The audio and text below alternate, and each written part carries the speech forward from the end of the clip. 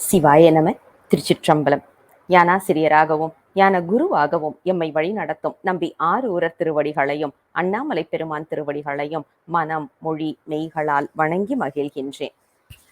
பன்முக நோக்கில் 9ஆம் திருமுறை என்ற இந்த அற்புதமான நிகழ்வுல நாம இன்று சிந்திக்க போகின்ற தலைப்பு திரு இசைப்பாவில் இதர இலக்கியங்கள். நாம எத்தனையோ விதங்கள்ல இத பார்த்துட்டு இருக்கிறோம். ஆனா மற்ற இலக்கியங்கள் வச்சு ஒரு ஒப்பு நோக்கல் அப்படின்னு பார்த்தோம்னா, சாதாரணமான இலக்கிய நூல்கள் நாம எடுத்திருக்கிறோம். ஆனா இன்றைக்கு பார்த்தீங்கன்னா, நாம கற்பனையில கூட நினைச்சு பார்க்க முடியாத உள்ள சங்ககால இலக்கியங்களை எல்லாம் ஒப்பிட்டு ஒரு புதிய கோணத்துல நமக்கு இதை கொடுப்பதற்காக நம்மோடு இணைந்திருப்பவர் அருள்ஞானியின் சீடராகவும் சித்தாந்த நன்மணி சுப்புராயன் ஐயா அவர்கள் கடலூரில் இருந்து. ஒவ்வொரு வாரமும் நமக்கு இவர்கள் விருந்து படைக்கின்றார்கள். அதில் தவறுவதே கிடையாது. சித்தாந்த நோக்கம் என்ன, அதே நேரம் திருக்குறள் வச்சு சொல்லுவது என்ன அப்படின்னு சொல்லிட்டு ஒவ்வொரு விதத்திலையும் மிக அழகாக நேர்த்தியாக நம்மை போன்றவர்களுக்கு எளிமையாக 9ஆம் திருமுறையில இத்தனை இருக்கு அப்படின்னு சொல்லிட்டு உண்மையாகவே பார்த்தீங்கன்னா அறுவகை சுவையோடு நமக்கு 9ஆம் திருமுறையை ஒவ்வொரு வாரமும் படைத்து கொண்டிருக்கின்றார்கள். அற்புதமான இந்த தலைப்பு, அதாவது திரு இசைப்பாவில் இதர இலக்கியங்கள் என்ற தலைப்பில் இன்றைய பொழிவை கேட்பதற்கு உங்களைப் போல் அடியேனும் ஆவலோடு காத்திருக்கின்றேன். தாமதிக்காமல் மேடையை ஐயாவிடம் ஒப்படைக்கலாம். ஐயா, சிவாய நம. திருச்சிற்றம்பலம்.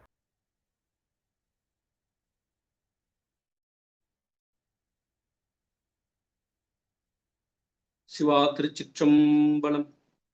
எப்பொருட்கண்ணும் மண்ணி இலங்கிடும் அறிவாம் ஈசன் அப்படி விளங்குகின்றதறிதலே சிவன் தனக்கு மெய்ப்படு பூசை மற்றோர் செயலினால் அன்று மெய்யே இப்படி ஞானம் தன்னால் இறைஞ்சிடப்படுவான் ஈசன். அருளாதொழிந்தாள் அடியேனை அஞ்சேல் என்பார் ஆரிங்கு பொருளா என்னை புகுந்தாண்ட பொன்னே பொன்னம்பல கூத்தா மருளார் மனத்தோடு உனை பிரிந்து வருந்துவேனை வா என்றும் தெருளார் கூட்டம் காட்டாயேல் செத்தே போனாள் சிறியாரோ சிரிப்பார் களிப்பார் தேனிப்பார் திரண்டு திரண்டு உன் திருவார்த்தை விரிப்பார் கேட்பார் மெச்சுவார் வெவ்வேறிருந்தும் திருநாமம் தரிப்பார் பொன்னம்பலத்தாடும் தலைவா என்பார் அவர் முன்னே நரிப்பாய் நாயேன் இருப்பேனோ நம்பி இனித்தான் நல்காயே. அங்கு இங்கு எனாதபடி எங்கும் பிரகாசமாய் விளங்கும் எல்லாம் அல்ல முழுமுதற் பொருளான சிவபெருமான் திருவுருளாலும் 9ஆம் திருமுறை ஆசிரியர்களின் குருவருளாலும் பன்முக நோக்கில் 9ஆம் திருமுறை என்ற ஓராண்டு தொடர் ஞான வேள்வியிலே இன்று, அதாவது 189வது நாளாக இருக்கக்கூடிய இன்று, இசைப்பாவில் இதர இலக்கியங்கள் என்ற தலைப்பிலே சில சிந்தனைகளை சிந்திக்க இருக்கின்றோம். இந்த எழில்ஞான பூசையை தொடர்ந்து சீரோடும் சிறப்பாகவும் நடத்தி வரும் சிங்கப்பூரை சார்ந்த நம்தமர் ஊரன் இலக்கிய ஆராய்ச்சி மன்றத்தின் அன்பு சகோதரி சிவ லாவண்யா அவர்களையும், இந்த ஞான வேள்வியிலே தங்களை ஈடுபடுத்தி கொண்டுள்ள மழலைகள் முதல் பெரியவர் வரை இருக்கக்கூடிய அனைத்து பெருமக்களையும், இணையம் வாயிலாக இந்த 9ஆம் திருமுறையை இணைந்து சிந்தித்திருக்கக்கூடிய அன்பர் பெருமக்களாகிய உங்கள் அனைவரையும் அடியேன் மனம் மொழி மேகலாலே வணங்கி மகிழ்கின்றேன். இன்று 189வது நாள். இதுவே இறைவனுடைய பெரும் கருணை தான் நம்ம எண்ணி பார்க்கணும். 189 நாள் நம்மை இட்டுக்கொண்டு வந்திருக்கிறார் என்று பார்க்கும்போது இறைவனுடைய கருணை அன்றி வேறொன்றும் அல்ல, அப்படிதான் சொல்லணும். சரி, இசைப்பாவில் இதர இலக்கியங்கள் என்பது இறைவன் நமக்கு இன்றைய நாளிலே கொடுத்த தலைப்பு. அதாவது பொதுவா திரு இசைப்பாவிலே ஒரு பாடலை சொல்லும்போது, இந்த பாடலை போல திருஞான சம்பந்தர் இவ்வாறு பாடியிருக்கிறார், அப்பர் பெருமான் இவ்வாறு அருளியிருக்கிறார், சுந்தரமூர்த்தி சுவாமிகள் இவ்வாறு அருளியிருக்கிறார், மணிவாசக பெருமான் இவ்வாறு அருளியிருக்கிறார் என்றெல்லாம் நம்ம பார்க்கிறோம், மேற்கோள் பார்க்கிறோம். அதே போல சேக்கிழார் சொல்லியிருக்கிறார் என்றெல்லாம் பார்க்கிறோம் அல்லவா? அப்படி பார்க்கும்போது திரு இசைப்பாவில் எடுத்து ஆளப்பட்டுள்ள அந்த சொல்லாட்சிகள் வேறு எந்தெந்த இலக்கியங்களில் வந்துள்ளன அல்லது ஆளப்பட்டுள்ளன என்பதை ஒரு சிந்திப்பதற்கான ஒரு தலைப்பு தான் இன்றைய இசைப்பாவில் இதர இலக்கியங்கள் என்பது. ஏனென்றால் நம்ம இசைப்பாவில் திருக்குறளை கூட நம்ம சென்ற வார பொழிவிலே நாம் சிந்தித்தோம். அப்புறம் திருத்தொண்டர்களை பற்றி கூட நம்முடைய சிந்தனை இந்த ஞான வேள்வியிலே ஓராண்டு ஞான வேள்வியிலே நடந்தது. அப்படி பார்க்கும்போது இப்ப இந்த இடத்துல இதர இலக்கியங்கள் என்று இதனுடைய தலைப்புக்கு என்ன பொருள் அப்படின்னு சொல்லி பார்க்கும்போது, திருமுறைகள் அல்லாத இலக்கியங்களை நாம் எடுத்துக்க மேற்கோள் காட்ட இருக்கின்றோம். அப்ப திருமுறைகள் அல்லாத என்று சொல்லும்போது, திருமுறைகள் அல்லாத, திருக்குறள் அல்லாத, சித்தாந்த சாத்திரங்கள் அல்லாத மற்ற இலக்கியங்களில் இந்த திருவிசைப்பாவில் எடுத்தாளப்பட்டுள்ள சொல்லாட்சிகள் வேற எங்கெங்கெல்லாம் எடுத்து ஆளப்பட்டுள்ளது என்பதுதான் இன்றைய தலைப்பினுடைய நோக்கமாக இருக்கின்றது.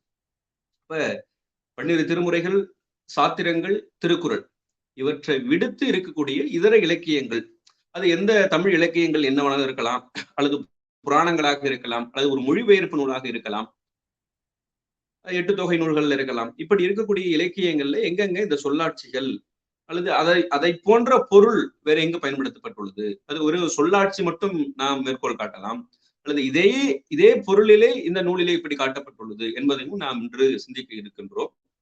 இதுதான் இந்த தலைப்புக்கான ஒரு அறிமுகமாக இதையே எடுத்துக்கொண்டு, அதாவது இசைப்பாவில் மற்ற இலக்கியங்களில் ஆளப்பட்டுள்ள சொல்லாட்சிகள், பெரும்பாலும் சொல்லாட்சி ஒரு சில இடங்கள்ல இதே பொருளில் இசைப்பாவில் வந்துள்ள இதே பொருளிலே அந்த நூலிலும் எடுத்து காட்டப்பட்டுள்ளது என்பதையும் நாம் சிந்திக்க இருக்கின்றோம். இது முதலிலே நம்முடைய திருமாளிகை தேவர் அருளி செய்த கோயில் திருப்பதிகம், அது 2வது திருப்பதிகம், 9ஆம் திருமுறை 2ஆம் திருப்பதிகம் 6வது பாடலிலே அதுமதி இது மதி அதுமதி இது என்று தொடங்கும் அந்த பாடல். அந்த பாடலிலே செதுமதி சமனும் என்று அருளியிருப்பார். அந்த செது என்ற சொல்லாட்சி வேற எங்க பயன்படுத்தப்பட்டிருக்கிறது என்று சொல்லும்போது, நம்முடைய 8 தொகை நூல்கள், 14 கீழ்கணக்கு நூல்கள் நமக்கு தெரியும், 14 மேல்கணக்கு நூல்கள்னு சொல்லும் போது 10 பாட்டும் 8 தொகையும் 14 மேல்கணக்கு நூல்கள். அந்த 8 தொகை நூல்களுள் 6வதாக வைத்து எண்ணப்படுவது கலித்தொகை என்ற ஒரு நூல்.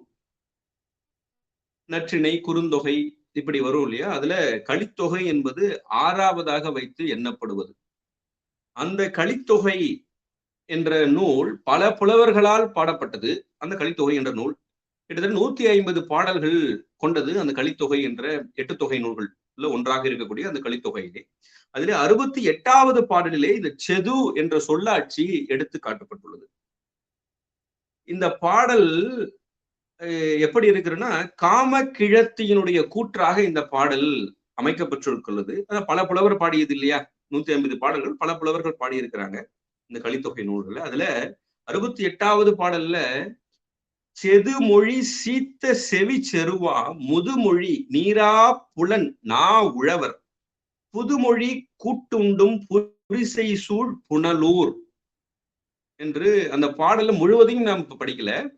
அந்த செது மொழி என்று அங்கே வந்திருக்கிறது இல்லையா, இங்க திருமாளிகை தேவர் எடுத்து ஆண்ட அதே சொல்லாட்சி கலித்தொகையிலும் நமக்கு எடுத்து ஆளப்பட்டுள்ளது என்பதை நாம் ஒப்பு நோக்குகிறோம். அந்த அங்க செதுமதி என்று இங்கு திரு இசைப்பாவிலும், செது மொழி என்று கலித்தொகையிலும் எடுத்து ஆளப்பட்டுள்ளது என்பதை நாம் ஒப்பு நோக்கி சிந்திக்கலாம். அடுத்ததாக அதே திருமாளிகை தேவர் அருளி செய்த கோயில் திருப்பதிகம் 4வது திருப்பதிகமாக இருக்கக்கூடியது. 9ஆம் திருமுறை 4ஆம் திருப்பதிகம் 5வது திருப்பாடலிலே திசைக்கும் இக்குளவு கீர்த்தி தில்லை கூத்துகந்து என்று அந்த பாடல் இருக்கும். திசைக்கும் சொல்லும்போது எல்லா திசைக்கும்.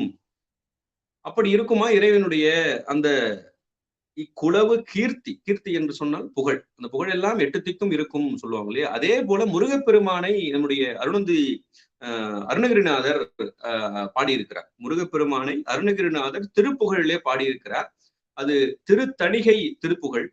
எத்திக்கும் உற்ற புகழ் வெற்றி திருத்தணியில் இற்றை தினத்தில் வரவேணும். அந்த எத்திக்கும் இங்க திசைக்கும் என்று திருமாளிகை தேவர் அருளியதை அருணகிரிநாதர் திருத்தணிகை திருப்புகழ்ல எத்திக்கும் உற்ற புகழ் என்றார். இங்க எப்படி திசைக்கும் இக்குளவு கீர்த்தின்னு சொன்னாரோ, கீர்த்தி என்று சொன்னாலும் புகழ் என்று சொன்னாலும் ஒரே பொருள் தான். திருமாளிகை தேவர் திசைக்கும் இக்குளவு கீர்த்தி என்று அருளி செய்தார். அருணகிரிநாதர் எத்திக்கும் உற்ற புகழ் என்று அருளி செய்தார். இதை நம்ம ஒப்பு நோக்குகிறோம். அடுத்ததாக சேந்தனார் பெருமான் அருளி செய்த திரு வீழிமிழலை திருப்பதிகம். இந்த திருப்பதிகம் 9ஆம் திருமுறை 5வது திருப்பதிகத்திலே முதல் திருப்பாடல். இது ஏகநாயகனை என்று தொடங்கும் அந்த பாடல். அதுல புயல் வனர்க்கு அருளிய, புயல் வண்ணர்க்கு அருளிய, அது இடைக்குறை போல இருக்கும். புயல் வனர்க்கு அருளி பொன்னெடும் சிவகையா ஊர்ந்த மேகநாயகனை என்று சேந்தனார் பெருமான் அருளியிருப்பார். அந்த மேகநாயகனை, அந்த மேகநாயகன் என்ற சொல்லாட்சியை வேறு எங்கெங்கெல்லாம் பயன்படுத்தப்பட்டுள்ளது, வேறு எந்தெந்த நூல்களில் எல்லாம் பயன்படுத்தப்பட்டுள்ளது என்பதை நம்ம பார்க்க இருக்கிறோம். முதல்ல பாதிரி புலியூர் களம்பகம் என்று ஒரு நூல். இந்த களம்பகம் என்பது ஒரு தனியா செய்யப்பட்டுள்ள ஒரு நூல்.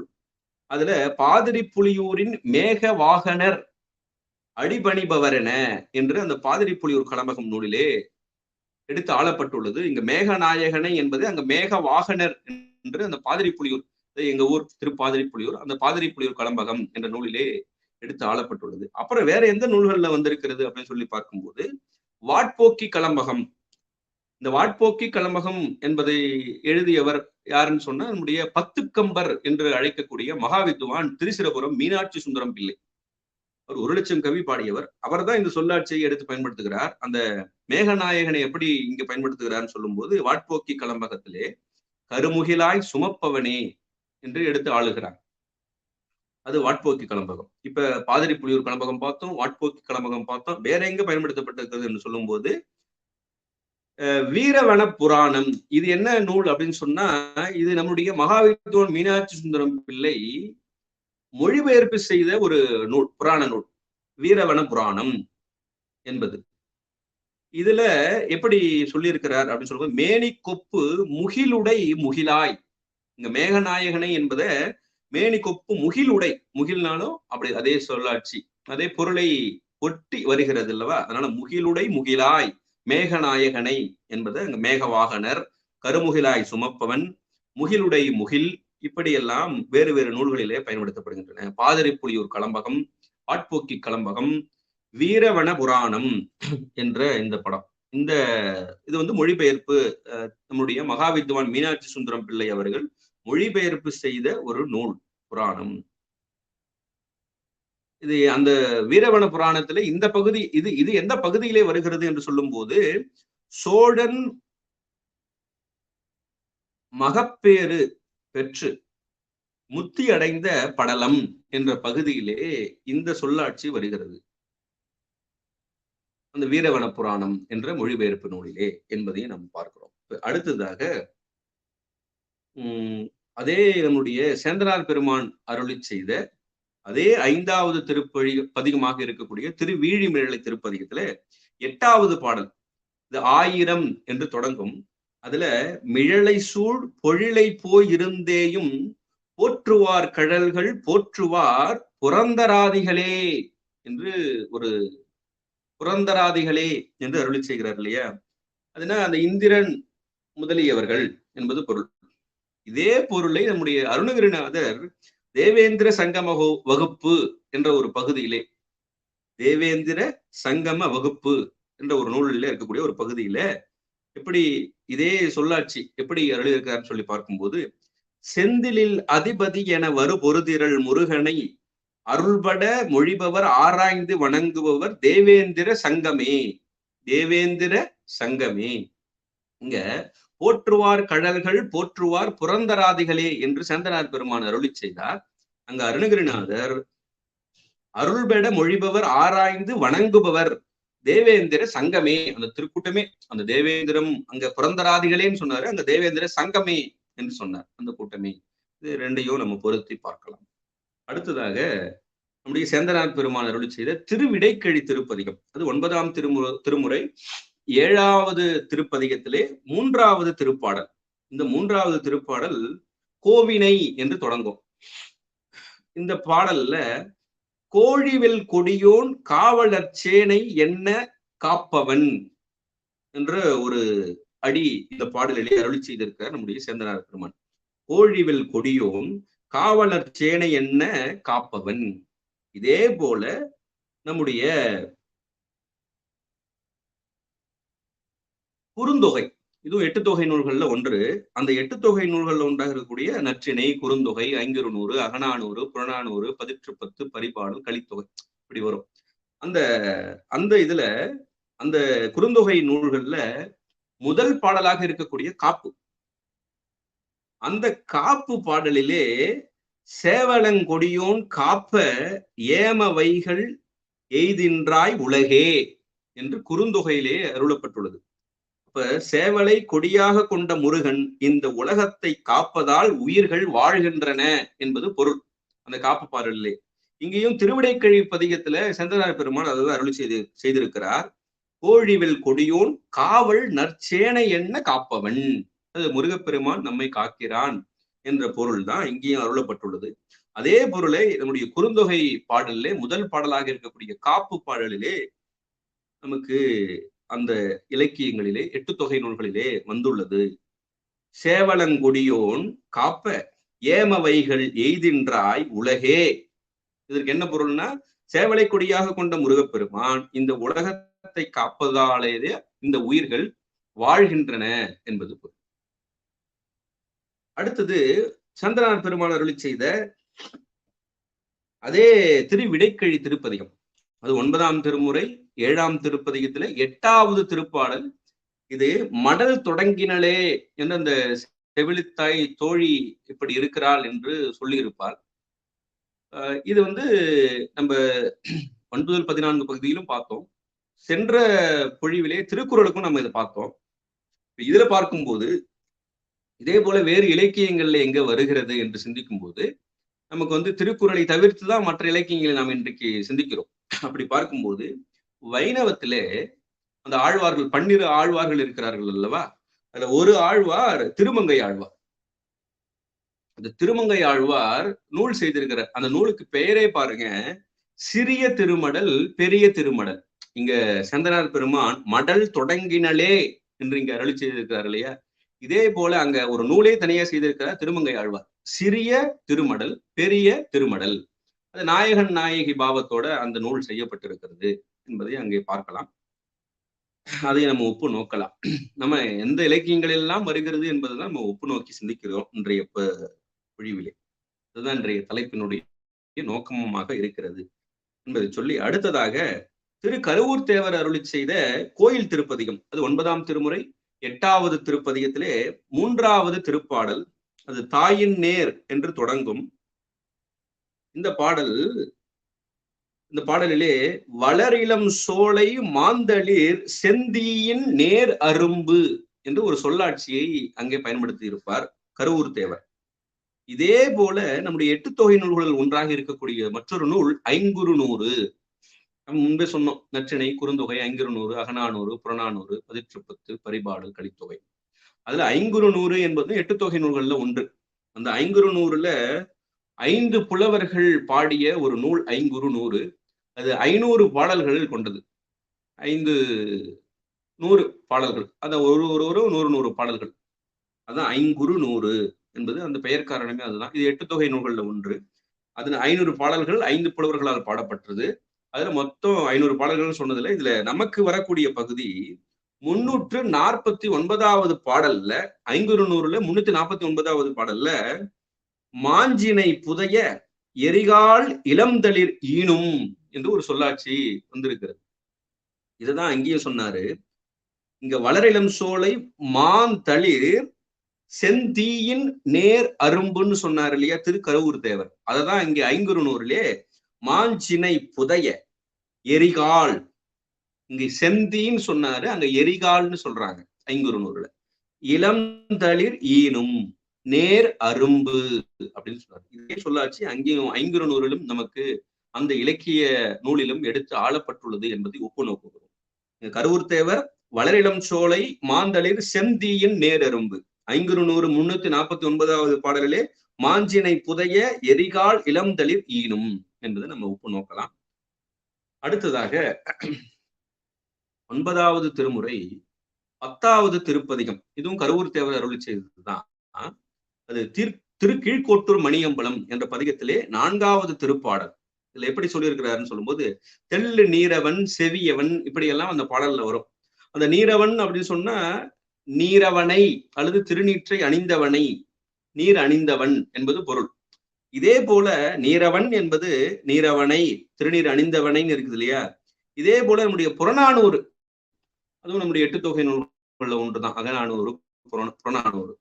அந்த புறநானூறுல 49வது பாடல்ல நாடன் என்கோ ஊரன் என்கோ இப்படி எல்லாம் வருகிறது. அந்த நாடன் என்று சொன்னால் குறிஞ்சி தலைவன், ஊரன் என்று சொன்னால் மருது தலைவன்,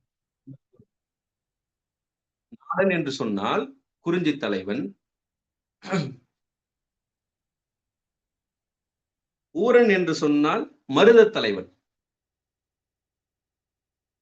அப்ப இந்த அப்ப நாடன்னு சொன்னா அந்த குறிஞ்சி தலைவனை குறிக்கிறது இல்லையா?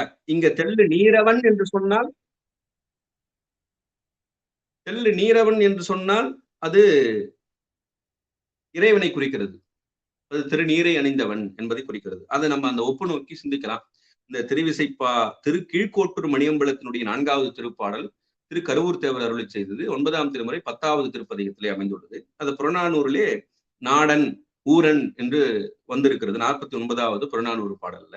இது பொய்கையார் பாடியது. இந்த பாடல் சேரமான் கோக்கோதை மார்பனை பற்றி பாடியது. இதே போல புறநானூறுல 5வது ஒரு பாட்டு இருக்குது. அது கானக நாடனை நீயோ பெருமை நீயோ ராகலின் நின் ஒன்று மொழிவல் அருளும் அன்பும் நீக்கி நீங்கா என்பது அந்த புறநானூரிலே 5வது பாடல். அதுல கானக நாடனை என்று வந்திருக்குது இல்லையா? நீயோ பெருமை. அதே போல இங்க தெள்ளு நீரவன் செவியவன் என்று இதையும் நம்ம ஒப்பு நோக்கலாம். அந்த புறநானூறுல 5வது பாடல் இது யார் பாடியிருக்கிறாங்கன்னு சொல்லும் போது நரிவெருவூ தலையார் பாடியது. இந்த பெயரை பாருங்க, ஏன்னா இதெல்லாம் அப்படி ஒரு பெயர் இருக்கிறது. நரிவெருவூ தலையார் அவர் பாடியிருக்கிறாங்க இந்த புறநானூருடைய 5வது பாடலை.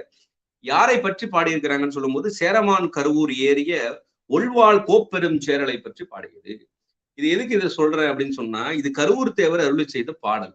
இது யார் மீது இந்த புறநானூருடைய 5வது பாடல் சொல்லும்போது யார் மீது பாடப்பட்டுள்ளது அப்படின்னு சொல்லும் போது சேரமான் கருவூர் ஏறிய, அந்த கருவூர் ஏறிய ஒள்வாள் கோப்பெரும் சேரல், கருவூர் என்ற ஒரு ஊர் வருகிறது பாருங்க. இங்க பாடியவர் திரு கருவூர் தேவர். யார் மீது இந்த புறநானூறு பாடல் பாடப்பட்டுள்ளது? நம்ம ஒப்பு நோக்கக்கூடிய இலக்கியம் சேரமான் கருவூர் ஏறிய ஒள்வாள் கோப்பெரும் சேரல் மேல் பாடப்பட்டுள்ளது. அது எவ்வளவு ஒரு ஒற்றுமையாக கோ இன்சிடென்டா வருகிறது இல்லையா? அதை நம்ம எடுத்து காட்டுகிறோம். அதுதான். அப்ப இது கருவூர் தேவர் பாடிய இந்த பாடலை புறநானூறு என்ற இலக்கியத்தோடு 8 தொகை நூலோடு நம்ம ஒப்பு நோக்கி சிந்திக்கலாம். அடுத்ததாக திரு கருவூர் தேவர் அருளி செய்த அதே திரு கீழ்கோட்டூர் மணியம்பலத்திலே 9ஆம் திருமுறை 10வது பாடல்ல 7வது பாடல். இந்த பாடல் தழைத்தவள் என்று தொடங்கும்.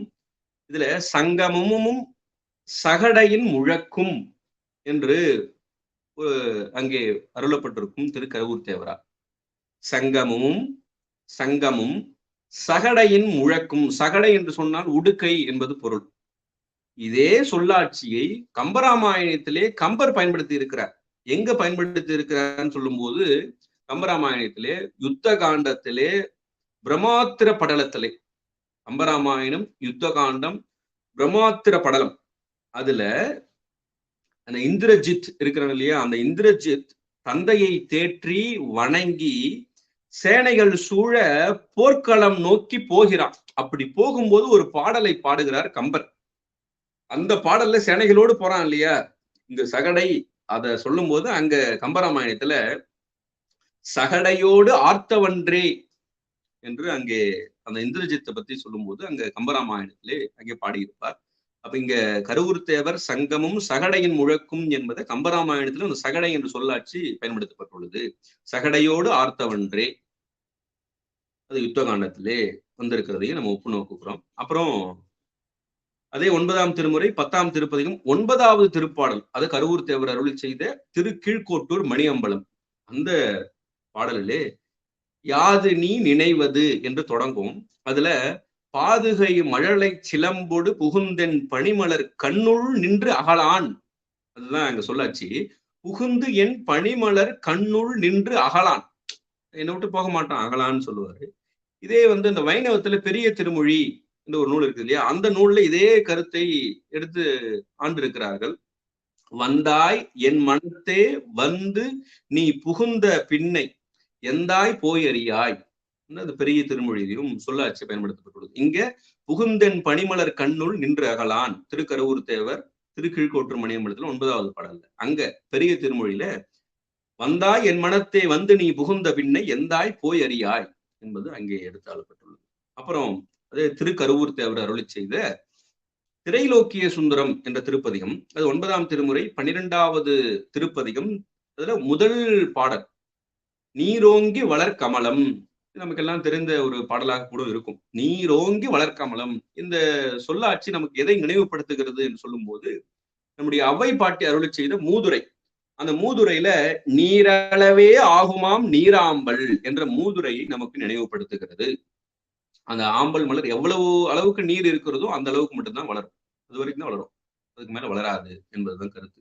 அதுல என்ன சொல்லுவாங்க, அந்த அளவுக்கு ஒருவர் எந்த நூல்களை படிக்கிறாரோ அந்த அளவுக்கு அவருடைய அறிவு வளரும் என்பது அங்கு சொல்லப்பட்ட கருத்து. அந்த நீரோங்கி வளர் கமலம் என்ற திருக்கருவூர் தேவர் அருளி செய்த திரைலோக்கிய சுந்தரத்தினுடைய முதல் பாடலை மூதுரையோடு நம்ம ஒப்பு நோக்கி சிந்திக்கலாம். நீரளவே ஆகுமாம் நீராம்பல். அப்புறம் திருக்கருவூர் தேவர் அருளி செய்த திருப்பூவனம் திருப்பதிகம். இது திருப்பூவனம் திருப்பதிகம், அந்த திருப்பதிகம் முழுவதுமே என்ன சொல்லுவார் அப்படின்னு சொல்லும் போது, ஆவண வீதி பூவனம் கோயில் கொண்டாயே, ஆவண வீதி பூவனம் கோயில் கொண்டாயே, ஆவண வீதி பூவனம் கோயில் கொண்டாயே என்று ஒவ்வொரு பாடலிலும் இங்கே பாடியிருப்பார் கருவூர் தேவர். அந்த ஆவணம் அப்படின்னு சொல்லும் போது நமக்கு என்ன நினைவுக்கு வருகிறது என்று சொன்னால் சிலப்பதிகாரம் தான் நினைவுக்கு வருகிறது. இந்த சிலப்பதிகாரத்துல இந்திர விழவூர் எடுத்த காதை என்று ஒரு காதை இருக்கிறது. அதுல அந்த ஆவண வீதிகள் எல்லாம் எவ்வாறு இருக்கிறது என்பதை இளங்கோவடிகள் ஒரு நல்ல அற்புதமா அந்த பகுதியை அமைத்திருப்பார். மருவூர் பாக்கம், பட்டினப்பாக்கம், அந்த வீதிகள் எல்லாம் எப்படி விளங்கின என்பதை நமக்கு படம் பிடித்து காட்டுவார். அதோடு நம்ம ஒப்பு நோக்கலாம், இந்த ஆவண வீதி பூவனம் கோயில் கொண்டாயே என்பதை. அதே திருப்புவனம் பதிகத்துல முதல் பாடல்ல வரைவளம் கவர்ந்து அப்படின்னு சொல்லும்போது அந்த மலையிலேருந்து வரக்கூடிய பொருள்கள், அந்த பொருள்களை சொல்லும்போது அது கத்தூரி, குங்குமம், இப்படி வாசனையுடைய பொருள்களை அங்கே குறிப்பிடுகிறார். இந்த வாசனையுடைய பொருள்களே நம்மளுடைய இந்திர விழவூர் எடுத்த காதையாக இருக்கக்கூடிய அந்த சிலப்பதிகாரத்திலே 14வது அடியிலே இளங்கோவடிகள் நமக்கு சொல்லுவாரு, பூவும் புகையும் மேவிய விரையும். அந்த விரையும் சொல்லும் போது வாசனை பொருள்கள், அந்த வாசனை பொருள்களுக்கு உரையா சொல்லும் போது அந்த அரும்பத உரையாசிரியர்கள், அடியாருக்கு நல்லார் என்று சொல்லக்கூடிய உரையாசிரியர்கள் எல்லாம் இந்த கத்தூரி, குங்குமம் இதையெல்லாம் நமக்கு எடுத்து காட்டுவார்கள். அப்ப இங்க சொல்லப்பட்ட அந்த மலையிலிருந்து வரக்கூடிய பொருள்கள் அது வாசனை பொருள்களாக இருக்கின்றன.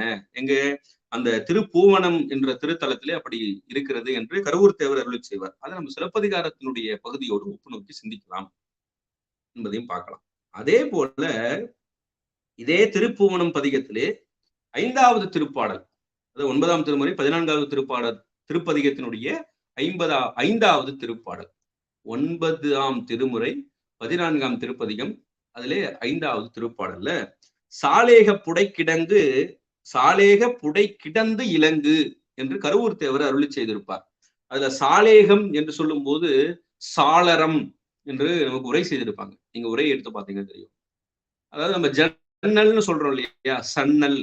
ஜன்னல்னா அது தமிழ்ல சொல்லும்போது சன்னல்னா அது தமிழ் படுத்துறோம். அதுக்கு என்ன தமிழ் சொல் அப்படின்னு சொல்லும்போது சாளரம்னு சொல்லுவோம். ஆனா உண்மையிலே அந்த சன்னல் என்பதற்கான தமிழ் சொல் என்ன அப்படின்னு சொன்னா சாளரம் என்பது கூட தமிழ் இல்லை. அதனுடைய உண்மையான தூய தமிழ் என்ன அது என்று சொல்லி பார்க்கும்போது அதற்கு தமிழ் சொல் காலதர். கால் அப்படின்னா காற்று என்பது பொருள், அதர்னா வரக்கூடிய வழி, காற்று வரக்கூடிய வழி, இதுதான் காலதர். இந்த காலதர் என்பதுதான் சாளரம் அல்லது சன்னல் அல்லது ஜன்னலுக்கான தமிழ் சொல். இது எங்க இருக்குது அப்படின்னு சொல்லி பார்க்கும்போது அதே சிலப்பதிகாரத்திலே அதே இந்திர விழவூர் எடுத்த காதையிலே 8வது அடியிலே இளங்கோவடிகள் நமக்கு காட்டுறார். மான்கண் காலதர் மாளிகை இடங்களும். அப்படி அந்த மான் கண்ணு போல அந்த சின்ன சின்ன அதாவது அந்த ஹோல்ஸ், அந்த ஓட்டைகளோட அந்த காலதர் என்ற சொல்லாட்சி இருக்கு இல்லையா? அப்ப ஜன்னலுக்கு தமிழ் சொல் என்ன அப்படின்னு சொன்னா காலதர். இது நம்ம இன்றைக்கு தெரிந்து கொள்ளக்கூடிய ஒரு சொல். காலதர் என்பது தமிழ் சொல். அப்ப ஜன்னல் சாளரம் என்று சொல்வதை விட காலதர் என்று சொல்வதுதான் சாலச் சிறந்தது என்பதை நாம் இன்றைக்கு தெரிந்து கொள்ளலாம். அது நமக்கு இளங்கோவடிகளுடைய சிலப்பதிகாரத்திலிருந்து தெரிகிறது. அப்ப அந்த இலக்கியங்களை இங்கிருந்து பொருத்தி பார்க்கலாம். இந்த சாலேகம் என்பதற்காக இங்க காலதர் என்பதை நம்ம பொருத்தி பார்க்கிறோம். அடுத்தது திருக்கருவூர் தேவர் அருளி செய்த திருவிடைமருதூர் திருப்பதிகம். அது 9ஆம் திருமுறை 17வது திருப்பதிகத்தினுடைய 5வது திருப்பாடல். அதுல பந்தமும் பிரிவும், நமக்கு திருவாசகத்துல பந்தமும் வீடும் சொல்லுவார் இல்லையா? இங்க பந்தமும் பிரிவும்னு சொல்றாரு நம்முடைய கருவூர் தேவர். பந்தம் என்று சொன்னால் கட்டுநிலை, பிரிவு என்று சொன்னால் வீட்டு நிலை. பந்தமும் பிரிவும் தெரிபொருட்பணுவல். அது எப்படின்னா தெரிபணுவல் பொருள் பணுவல், எப்படி 2 வகையா பிரிக்கணும்.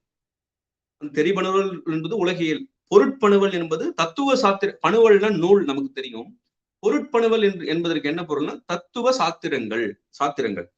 அப்ப பந்தமும் பிரிவும் தெரிபொருள் பணுவல் படிவழி சென்று சென்று ஏறி 2 முறை சொல்றாரு. சென்று சென்று அணுவாய் தேய்ந்து தேய்ந்து ஒன்றாம் என்று திருவாசகத்திலே மணிவாசகர் அருளி செய்வதுதான் நமக்கு நினைவு பெறுகிறது. இந்த இடத்துல சென்று சென்று ஏறி என்று அருளி செய்கிறார். இந்த சென்று சென்று என்று 2 முறை அடுக்கி வருகிறது. அடுக்கு பன்மை குறித்து வந்தது என்று உரை செய்திருப்பாங்க. அது என்னன்னா பொருள் பெற்றிகளை, அதாவது பொருள்களை வேறு வேறாய் கூறும் சமய நூல்கள். இவ்வாறு இப்படி நிறைய நூல்கள் இருக்கின்றன என்பதை சொல்வதுதான் அந்த சென்று சென்று இந்த 2 முறை நமக்கு அடுக்கி இருக்கிறார். வேறு வேறாய் கூறும் சமய நூல்கள் பலவாக இருக்கின்றன.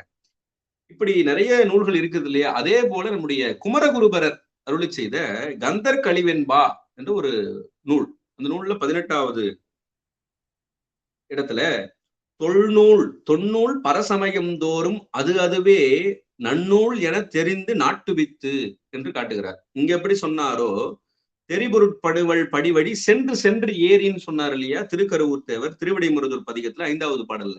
இதையே குமரகுருபரர் கந்தர் கழிவென்பாவில தொன்னூல் பரசமயம் தோறும் அதுவே நன்னூல் என தெரிந்து நாட்டுவித்து என்று அங்கே அருளி செய்கிறார். இந்த 2ஐயும் நம்ம ஒப்பு நோக்கி சிந்திக்கலாம்.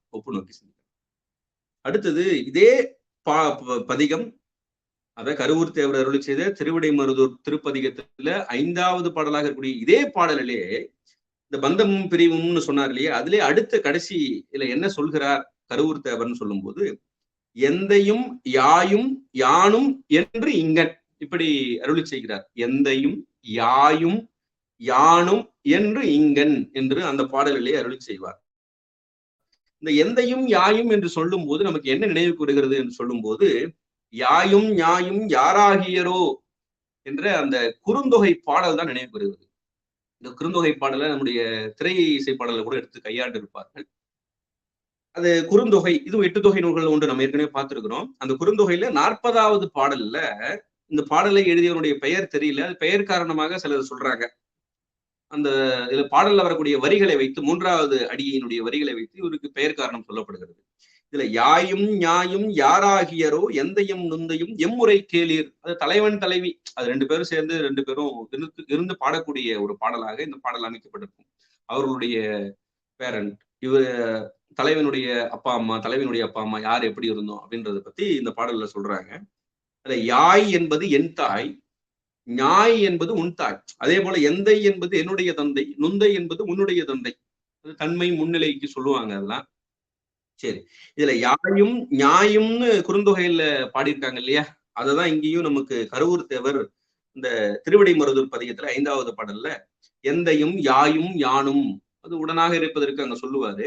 இந்த இடத்துல அந்த எந்தையும் யாயும் ஞாயும் யாராகியரோ என்ற குறுந்தொகை பாடலோடு அந்த இலக்கியத்தோடு அந்த 8 தொகை நூலோடு 40வது பாடல் குறுந்தொகையினுடைய 40வது பாடலோட நம்ம ஒப்பு நோக்கி சிந்திக்கலாம். அடுத்தது அதே கருவூர் தேவர் அருளி செய்த திருவிடைமருதூர் அந்த திருப்பதிகத்திலே 17வது திருப்பதிகத்துல 7வது பாடல். அந்த 7வது பாடல்ல எழிலை யாழ் செய்கை பசுங்கலன் விசும்பின் இன்துளி பட நனைந்துருகி என்று அருளியிருப்பார் அந்த 7வது பாடல்ல. இந்த பசுங்கலன் அப்படின்னா பச்சை மண்கலம் என்பது பொருள். இந்த பசுங்கலம் என்ற சொல்லாட்சி குறுந்தொகை, நற்றிணை போன்ற 8 தொகை நூல்கள்ல பயன்படுத்தப்பட்டுள்ளது. இதே சொல்லாச்சு. இப்ப நம்ம பார்க்கணும்னா குறுந்தொகையில 29வது பாடல் இது ஔவையார் அருளியது. குறுந்தொகையில 29வது பாடல் இது ஔவையார் அருளியது. இது எப்படி வருகிறது என்று சொல்லும்போது, நல்லுரை பெயல் நீர்க்கு ஏற்ற நல்லுரை பெயல் நீர்க்கு ஏற்ற பசுங்கலம் போல் என்று குறுந்தொகையில அந்த பசுங்கலம் என்ற சொல்லாட்சி பயன்படுத்தப்பட்டுள்ளது. குறுந்தொகையில 29வது பாடல். அதே போல நற்றிணை இந்த நற்றிணையில 308ல எப்படி எடுத்து காட்டியிருக்கிறார்கள் சொல்லும்போது, நற்றிணை என்பதும் 8 தொகை நூல்கள் தான். நூல்கள்ல ஒன்று. ஈர்மற் செய்கை நீர்படு பசுங்கலம் பெருமழை பெயர்க்கேற்றாங்கு. அதே பசுங்கலம் என்ற சொல்லாட்சி அங்கேயும் பயன்படுத்தப்பட்டுள்ளது. கருவூர் தேவர் திருவிடைமருதூர்ல பசுங்கலன் என்று பயன்படுத்தி இருக்கிறார். இது குறுந்தொகையினுடைய 29வது பாடல்ல பயன்படுத்தப்பட்டுள்ளது. நற்றிணையிலும் எடுத்து ஆளப்பட்டுள்ளது என்பதையும் நாம் ஒப்பு நோக்குகிறோம். அடுத்தது இதே பாடல், அதாவது கருவூர் தேவர் அருளிச்சதே திருவிடைமருதூர் திருப்பதிகத்துல 7வது பாடல்ல அடுத்ததாக கடைசியாக என்ன சொல்கிறார் சொல்லும்போது, திருக்கருவூர் தேவர் 9ஆம் திருப்பதிகம் 9வது திருமுறையில 17வது திருப்பதிகத்துல 7வது பாடல்ல மாதரார் களவி சொல்லை ஆள் நெஞ்சம் இடர்படா வண்ணம் தூங்கிருள் நல் யாமத்தோர் என்று அருளி செய்திருப்பார். என்ன இறைவனோட நிலையிலே இருந்தாலும் அந்த பெண்கள் என்று சொல்லும்போது அந்த உலகியலை நம்ம எடுத்துக்கொள்ளலாம். பெண்களோடு இடர்படாமல் இருக்கிறோம், பட்டாலும் பட்டும் படாமல் இருக்கிறோம்னு சொல்றோம் இல்லையா. இதை வந்து சிவஞான சித்தியார்ல சொல்லும்போது, ஜீவன் முக்தர் நிலையில அவங்க எப்படி வேணாலும் இருப்பாங்க, ஒரு பெண்ணோடு இருந்தும் இருப்பார்கள், அந்த ஜீவன் முக்தர் நிலையிலேயே சொல்லுவாங்க. அப்படி இருந்தாலும் அவர்களுக்கு அந்த எல்லாம் சிவம் என்றே இருப்பர், மரமே பார்த்திருப்பர் பதார்த்தங்கள் பாராருன்னு சொன்னாரும். பதார்த்தங்கள் மீது தொடர்பு கொண்டிருந்தாலும் அவங்களுக்கு அது ஒரு பொருட்டா தோன்றாது என்பதுதான் கருத்து. அதே போல நம்மளுடைய இதுல வேற இலக்கியங்கள்ல பார்க்கும்போது, ஏன்னா நம்ம திருமுறை சாத்திரங்களை திருக்குறளை விட்டுதான் நம்ம பார்க்கிறோம். இது எங்க பார்க்கலாம் அப்படின்னு சொன்னா, அருணகிரிநாதர் அருளிய கந்தர அலங்காரத்திலே பார்க்கலாம் இதே கருத்தை. அங்க சொல்றாரு, கண்டுண்ட சொல்லியர் மெல்லியர் காம கலவி கல்லை மொண்டுண்டு அயர்கினும் வேல் மறவேன் அப்படி சொல்றாரு. பெண்கள்ல எவ்வளவுதான் பெண்களோடு பழகினாலும் வேல் மறகேன்னு சொல்றார்.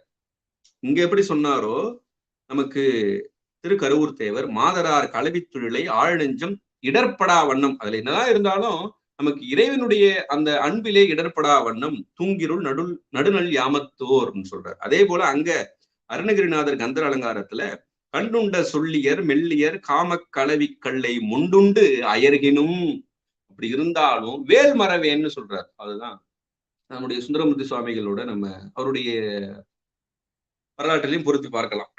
சரி, அடுத்தது கண்டராதித்தர். கண்டராதித்தர் அருளி செய்த கோயில் திருப்பதிகம். இது 9ஆம் திருமுறை 20வது திருப்பதிகத்தினுடைய 9வது பாடல். இந்த பாடல், நெடியானோடு நான்முகன்னும் வானவரும் நெருங்கி முடியால் முடிகள் மோதி உக்க முழுமணியின் திரளை அடியார் அழகினால் திரட்டும்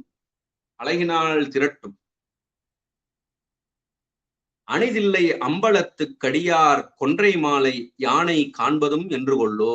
கொன்றை மாலை யானை காண்பதும் என்று கொள்ளோ என்பது அந்த 9வது திருப்பாடல். இந்த பாடலோடு அதே பொருளிலே திருவிளையாடல் புராணத்திலே ஒரு பாடலை அமைத்திருக்கிறார் பரஞ்சோதி முனிவர். அந்த பாடலை நம்ம அப்படி படிக்கலாம். வந்து இறை அடியில் தாழும் வானவர் மகுட கோடி பந்தியின் மணிகள் சிந்த வேத்திர படையால் தாக்கி அந்தியும் பகலும் தொண்டர் அழகிடும் குப்பையாக்கும் நந்தியம்பெருமான் பாத நகைமலர் முடிமேல் வைப்பாம். இதனுடைய பொருள் என்ன சொல்லப்படுகிறதுன்னா, திருமால் பிரம்மன் தேவர்கள் இங்க எல்லாரும் அங்க இறைவனை பார்ப்பதற்காக அந்த கோயில் என்ற சந்நிதியிலே காத்திருக்கிறார்கள். அப்படி காத்திருக்கும் போது எல்லாம் ஒருவருக்கு நெருங்கி நிற்கிறாங்க, முட்டி மோதிக்கிறாங்க. போட்டி போட்டு முட்டி மோதிக்கும் போது ஒருவர் இடித்துக் கொள்கிறார்கள். இடித்துக் கொள்ளும் போது மோதிக்கொள்ளும் போது தலையெல்லாம் மோதிக்குது. தலை மோதுவதால் அந்த தலையில இருக்கக்கூடிய அவர்கள் ஒவ்வொருவருக்கும் ஒவ்வொரு கிரீடம் இருக்கும். அந்த தலையிலிருந்து இருக்கக்கூடிய மணிகள் எல்லாம் பெரிய பெரிய மணிகள் எல்லாம் முட்டி மோதுவதால் உடைந்து கொண்டு சிதறி கொண்டு கீழே சிந்துகிறதாம். அப்படி கீழே சிந்துவதை அங்க இருக்கக்கூடிய தொண்டர்கள் அடியார்கள் எல்லாம் அந்த திரு துடப்பத்தாலே அழகினாலே திரட்டுகிறார். இது இப்படிதான் அந்த பாடல் அமைத்திருக்கிறார் கண்டராதித்தர்.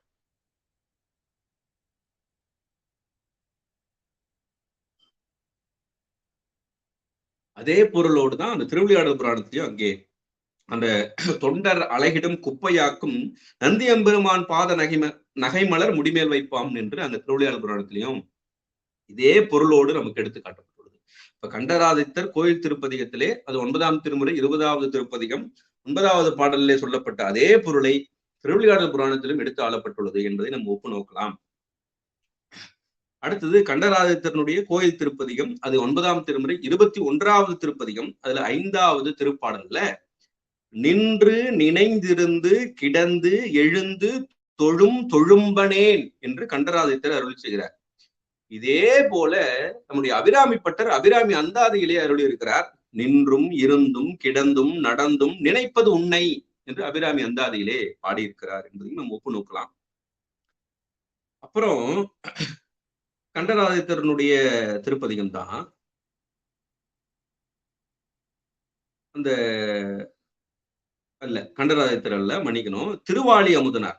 திருவாளி அமுதனாருடைய கோயில் திருப்பதிகம், அதே கோயில் திருப்பதிகம். ஆனா திருவாளி அமுதனார் அவர் பாடிய அந்த 9ஆம் திருமுறை 23வது திருப்பதிகத்துல 8வது பாடல், அரிய மிக்க நன்னாணமும் நிறைமையும் ஆசையும் இங்குள்ள உறவும் பெற்ற நல் தாயோடு தந்தையும் உடன் பிறந்தவரோடும் பிரிய விட்டு உடை அடைந்தனன் என்று ஒரு தோழி கூறுவது, தோழியினுடைய கூற்றராக இந்த பாடல் அமைத்திருப்பார் திருவாளி அமுதனார். என்ன அப்படின்னு சொன்னா, அதாவது எல்லாரையும் விட்டுட்டு தலைவனை போய் அடைதல் என்ற ஒரு கருத்தை இங்கு காட்டுகிறார். இது நம்ம எதோடு பொறுத்து பார்க்கலாம்னா, பெருந்திணை என்று ஒரு பகுதி இருக்கிறது. இந்த பெருந்திணை பகுதி நிறைய நூல்கள்ல, புறநானூறு, நிறைய அகநானூறுல இதில் நிறைய பாடல்கள் எடுத்து ஆளப்பட்டுள்ளன. அந்த பெருந்திணை என்பது என்னன்னா, அந்த கைக்கிளை பெருந்திணை என்று 2 சொல்லுவாங்க. அந்த கைக்கிளை என்பது ஒருதலை காமம், பெருந்திணை என்பது பொருந்தா காமம். அதனோடு இதை ஒப்பு நோக்கலாம். ஏன்னா அப்பா அம்மா உடன் பிறந்தவர்கள் சுற்றத்தார் எல்லாரையும் விட்டுட்டு அங்க போற அப்படின்னு சொல்றா இல்லையா தலைவி. அதனோடு அந்த பெருந்திணை என்ற பகுதியோட ஒப்பு நோக்கலாம் என்று நமக்கு உரையாசிரியர் எடுத்து காட்டுகிறார்கள். அதனால நம்ம இங்க ஒப்பு நோக்குகிறோம். அந்த எப்படி இருக்கு, ஆசையுள்ள அரியமிக்க நன்னாணமும் நிறைமையும் ஆசையும் இங்குள்ள உறவும் பெற்ற நல் தாயோடு தந்தையும் உடன் பிறந்தவரோடும் பிரிய, அவங்களெல்லாம் விட்டு உணை அடைந்தனன்னு சொல்றாள் இல்லையா அந்த தோழி. அதுபோல இந்த தன்மையை பெருந்திணை என்பதோடு இந்த பகுதியோடு நம்ம ஒப்பு நோக்கலாம் என்று நமக்கு எடுத்து காட்டுகிறார்கள் உரையாசிரியர்கள். அடுத்தது திருவாளி அமுதனார் அவர் அருளி செய்த அதே கோயில் திருப்பதிகத்துல 24வது திருப்பதிகம், 9ஆம் திருமுறை 24ஆம் திருப்பதிகம் 2வது திருப்பாடல்ல அண்ணனடையார் என்று தொடங்கும் அந்த பாடல். அதுல உமையால் காண விகிருதன் ஆடுமே, உமையால் காண விகிருதன் ஆடுமே என்று அருளி செய்திருப்பார் திருவாளி அமுதனார். அப்ப அம்மை காண ஆடிடும் அப்படின்னு நம்ம படிக்கணும் இல்லையா, அதுதான். இதே கருத்தை வேற எங்க இருக்குது அப்படின்னு சொல்லி பார்க்கும்போது சிதம்பர மும்மணி கோவை அந்த நூல்ல எடுத்து ஆளப்பட்டுள்ளது. எப்படின்னா, திருந்திழை காண, உமை காண நீங்க சொன்னாங்க இல்லையா, உமையால் காண, அங்க எப்படி சொல்றாரு, திருந்திழை காண சிறப்பை பொழிய திருநடம் புரியும் அற்புத கூத்து என்று அங்கே திரு மும்மணி கோவையிலே அருளப்பட்டுள்ளது. இப்ப திருவாளி அமுதனார் இங்கே 24வது பதிகம் கோயில்ல 2வது பாடல்ல அருள் செய்தது சிதம்பரம் மும்மணி கோவையோடு நம்ம ஒப்பு நோக்கி சிந்திக்கலாம். உமையால் காண விகிருத நாடுமே என்பது திருவாளி அமுதனார், திருந்திழைக்கான சிறப்பை பொழிய திருநடம் புரியும் அற்புத கூத்து என்பது சிதம்பரம் மும்மணி கோவை. சரி, அடுத்தது அது திருவாளி அமுதனார் அருளி செய்த அதே கோயில் பதிகத்துல அதாவது 9ஆம் திருமுறை இது 25வது திருப்பதிகத்துல 2வது திருப்பாடல். இது எப்படி வரும்னா, காண்பது யான் என்று கொள் என்று தொடங்கும் இந்த பாடல். காண்பது யான் என்று கொள், அதாவது மானடம் செய் மறையோன் மலர் பாதங்களே, மானடம் செய் மறையோன் மலர் பாதங்களே. இந்த மலர்பாதம்னு இருக்குது இல்லையா, இதுதான் பரிபாடல் என்று ஒரு 8 தொகை நூல்கள்ல ஒன்றுதான் இது பரிபாடல். இந்த பரிபாடல்ல அது திருமாலை பற்றி சில பாடல்கள், காளியை பற்றி சில பாடல், மதுரை நகரை பற்றி சில பாடல் இப்படி இருக்கும். இது ரொம்ப பழமையான ஒரு இலக்கிய நூல். இது 8 தொகை நூல்கள்ல ஒன்று. இந்த பரிபாடல் நூலுக்கு ஒரு சிறப்புன்னு நம்ம சொல்லணும்னா என்ன சொல்லலாம் அப்படின்னு சொன்னா, திருக்குறளுக்கு பழைய உரையாசிரியர்கள் 10 பேரை சொல்லுவோம். அந்த 10 பேர்ல சிறந்த உரைன்னு சொல்லும்போது நம்ம பரிமேலழகரை சொல்லுவோம் இல்லையா, அந்த பரிமேலழகர் இந்த பரிபாடல் என்ற ஒரு நூலுக்கு உரை செய்திருக்கிறார். அப்ப பரிமேலழகர் உரை செய்த ஒரு நூல் திருக்குறள் மட்டும்தான் என்று நாம் நினைத்திருக்கிறோம் இல்லையா? அப்படி இல்ல, பரிபாடல் என்ற ஒரு நூலுக்கும் பரிமேலழகர் உரை செய்திருக்கிறார் என்பதை நாம் தெரிந்து கொள்ளலாம். அப்படி ஒரு சிறப்புடைய ஒரு நூலாக இது இருக்கிறது. திருமாலை பற்றிய பாடல்ல தான் இங்க வந்திருக்குது. நமக்கு நம்ம ஒப்பு நோக்கக்கூடிய பகுதி திருமாலை பற்றி சொல்லக்கூடிய பாடல் தான் இந்த பரிபாடல். நின்னில் சிறந்த நின் தாள் இணை என்பது பரிபாடல்ல 4வது பாடல். பரிபாடல் 4வது பாடல்ல நின்னில் சிறந்த நின் தாள் இணைன்னு சொல்றாருங்க. இங்க எப்படி சொல்றாரு திருவாளி அமுதனார்? மானடம் செய் மரகுன் மலர்பாதங்களே சொல்ற. இந்த மலர்பாதங்களே என்பதை அங்க சிறந்த நின் தாள் இணை என்று அங்க பரிபாடல்லையும் எடுத்து காட்டப்பட்டுள்ளது. அந்த இலக்கிய நூல்களிலும் பரிமேலழகர் உரை செய்த அந்த பரிபாடல் என்ற ஒரு நூல், அந்த நூல்ல, அந்த மூல நூல்ல நின்னில் சிறந்த நின்தாள் இணை என்பது எடுத்து காட்டப்பட்டுள்ளது என்பதையும் நாம் அந்த திருவாளி அமுதனாருடைய, அதாவது 25வது பதிகத்தினுடைய 2வது பாடல்ல வந்துள்ள அந்த மலர்பாதங்களே என்ற சொல்லாட்சியை இங்க பரிபாடல் என்ற நூலோடு ஒப்பு நோக்கி சிந்திக்கலாம். அப்புறம் புருடோத்தம நம்பி அவர் அருளி செய்த கோயில் திருப்பதிகம். இது 9ஆம் திருமுறை 26வது திருப்பதிகத்துல 4வது பாடல். இது எழுந்தருளாய் என்று தொடங்கும். எழுந்தருளாய் என்று தொடங்கக்கூடிய இந்த பாடல்ல காதினில் மாத்திரையும் என்று அருளி செய்திருப்பார் புருடோத்தம நம்பி. இந்த மாத்திரை என்பது காதணி, அது காதில் அணியக்கூடிய ஒரு வகை ஆபரணம், அணி. அந்த காதணில் மாத்திரை என்பது இது வேற எங்க இருக்குது அப்படின்னு சொன்னா, பெருங்கதை என்று ஒரு நூல். இந்த நூல் ஒரு மொழிபெயர்ப்பு நூல். இந்த மொழிபெயர்ப்பு நூல், இதை மொழிபெயர்த்தவர் யாருன்னு சொன்னா பொங்குவேலீர் என்பவர் மொழிபெயர்த்திருக்கார். இவர் ஒரு சமணர். சமணர் தான் அந்த பெருங்கதை, அது வேற ஒரு மொழியிலிருந்து மொழிபெயர்த்திருக்கிறார் அந்த பெருங்கதை என்ற ஒரு நூல்ல. அதுல அங்க பயன்படுத்தி இருக்கிறாங்க இந்த மாத்திரை. செம்பொன் மாத்திரை சரிய காதினர், செம்பொன் மாத்திரை சரிய காதினர். இங்க எப்படி காதனில் மாத்திரையும் என்பது புருடோத்தம நம்பி கோயில் திருப்பதிகத்திலே 26வது பதிகத்திலே 4வது திருப்பாடலிலே அருள் இருக்கிறார். இந்த பெருங்கதை என்ற மொழிபெயர்ப்பினோடு ஒப்பு நோக்கும் போது செம்பொன் மாத்திரை சரிய காதினர், மாத்திரை சரிய, அது வந்து அளபடை வந்திருக்கு, சரிய காதினர் என்று பெருங்கதை நூலோடு நம்ம ஒப்பு நோக்கி பார்க்கலாம் என்று சொல்லி, இப்ப இவ்வாறு திருவிசைப்பாவில் இவ்வாறு பல இலக்கியங்கள்ல எவ்வாறு எடுத்தாளப்பட்டுள்ளன என்பதை நம்ம எடுத்து பார்த்திருக்கிறோம். கிட்டத்தட்ட நம்ம எந்தெந்த நூல்கள் எல்லாம் பார்த்திருக்கிறோம்னு சொல்லும் போது, 8 தொகை நூல்கள்ல புறநானூறு, கலித்தொகை, நற்றிணை, குறுந்தொகை, ஐங்குறுநூறு இதெல்லாம் பார்த்திருக்கிறோம். அருணகிரிநாதர் பார்த்திருக்கிறோம், குமரகுருபரர் பார்த்திருக்கிறோம், திருவிளையாடல் புராணம் பார்த்திருக்கிறோம், பரிபாடல், இப்படி நிறைய கிட்டத்தட்ட அந்த 8 தொகை நூல்கள், அபிராமி அந்தாதி, சிதம்பரம் மும்மணி கோவை, அருணகிரிநாதனுடைய அந்த வேல் விருத்தம் என்று சொல்லக்கூடிய பகுதிகள் எல்லாம், கந்தர் அலங்காரம் என்ற பகுதிகள் எல்லாம் நம்ம எடுத்து எந்தெந்த இலக்கியங்களில், சிலப்பதிகாரம், இதெல்லாம் நம்ம எடுத்து ஒப்பு நோக்கி சிந்தித்திருக்கிறோம் பெருமானுடைய பெரும் கருணையால. ஏன்னா பன்முக நோக்கில் 9ஆம் திருமுறை என்று சொல்லும்போது திரு இசைப்பாவில எங்கெங்க இலக்கியங்கள்ல வேற எந்தெந்த சொல்லாட்சி, ஒரு பெரும்பாலும் சொல்லாட்சியை தான் நம்ம சிந்தித்திருக்கிறோம். ஒரு சில இடங்கள்ல அந்த பொருளோடு நம்ம வந்து ஒப்பு நோக்கி சிந்தித்திருக்கிறோம் என்பதை நம்ம சொல்லி, இன்றைய பொழிவினுடைய இறுதியாக ஒரு வெண்பாவை சொல்லி நாம் நிறைவு செய்யலாம். இது என்ன வெண்பா அப்படின்னு சொல்லும்போது, பன்முக நோக்கில் பலவிதமாய் 9 9ஆம் திருமுறை, பன்முக நோக்கில் 9ஆம் திருமுறைன்னு சொல்றோம் இல்லையா, அதுதான். பன்முக நோக்கில் பலவிதமாய் 9 எண்ணக வாக்கினில் எம்பிரான் தன்னருளால் தத்துவ சித்தாந்தம் தன்மையாம் முத்தமிழ் வித்தையை ஈந்தான் வேந்து என்பது இது ஒரு வெண்பா. இந்த வெண்பாவுக்கு பொருள் நம்ம பார்ப்போம். பன்முக நோக்கில் பலவிதமாய் 9, அப்ப பல விதத்துல இந்த 9ஆம் திருமுறையை எண்ணக வாக்கில் எம்பிரான் தன்னருளால் சொல்லும் போது, இறைவனுடைய அருளால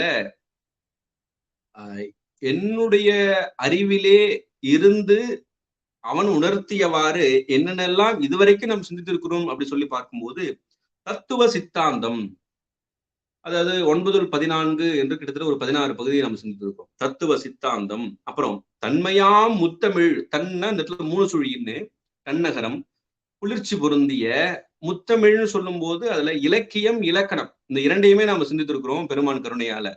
அதாவது இலக்கணமும் இசைப்பாவும் இலக்கணப்பாவும் ஒரு பகுதியை பார்த்தோம். அப்புறம் அந்த முத்தமிழ் என்று 7 இசை நாடகமும் பார்த்தோம். இன்னைக்கு இசைப்பாவில் இதர இலக்கியங்கள்னு சிந்தித்திருக்கிறோம். அதுதான் அந்த தன்மையா முத்தமிழ். அப்ப அடியேனை கருவியாக கொண்டு நாம் சிந்தித்தது, இறைவனுடைய அருளால் நாம் சிந்தித்தது என்ன அப்படின்னு சொன்னா, தத்துவ சித்தாந்தம். அப்புறம் தன்மையா முத்தமிழ். அந்த தன்மையா முத்தமிழ்ல இலக்கணம் பார்த்திருக்கிறோம், முத்தமிழ் பார்த்திருக்கிறோம், இன்னைக்கு இலக்கியம் பார்த்திருக்கிறோம்.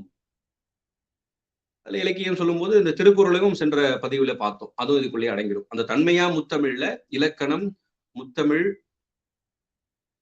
திருக்குறள், இதர இலக்கியங்கள் என்று சொல்லக்கூடிய இந்த 4 பொழிவுகளும் அதுக்குள்ளே அடங்கிடும். இப்படிப்பட்ட ஒரு அறிவை, இந்த வித்தையை ஈந்தான் வேந்து, அந்த எம்பிரான் என்று சொல்லக்கூடியவன் அவன்தான் வேந்து என்று இந்த ஒரு வெண்பாவை, இதுவும் அடியனுடைய அறிவிலிருந்து இறைவன் உணர்த்தியவாறு இந்த வெண்பாவை இன்று நாம் பகிர்ந்தோம்.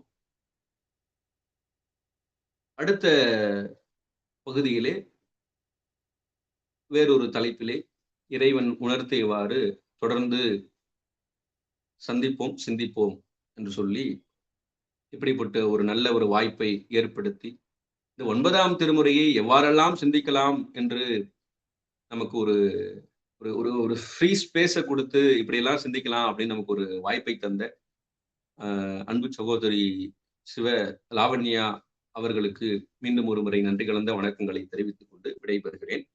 நன்றி, வணக்கம். வாழ்கவே வாழ்க என் நந்தி திருவடி, வாழ்கவே வாழ்க மலமறுத்தான் பதம், வாழ்கவே வாழ்க மெய்ஞானத்தவன் தாள், வாழ்கவே வாழ்க மலமிலான் பாதமே. திருச்சிற்றம்பலம். வாழ்க அந்தணர் வானவராணினம், வீழ்க தன்புணல் வேந்தனும் ஓங்குக, ஆழ்க தீயது எல்லாம் அரண் நாமமே சூழ்க, வையகமும் துயர்தீர்கவே. திருச்சிற்றம்பலம். தென்னாடுடைய சிவனே போற்றி, எந்நாட்டவர்க்கும் இறைவா போற்றி, அண்ணாமலையும் அண்ணா போற்றி, கண்ணாரமுதக் கடலே போற்றி, காவாய் கனகத்திரளே போற்றி, கைலை மலையானே போற்றி போற்றி. திருச்சிற்றம்பலம். தில்லையம்பலம்.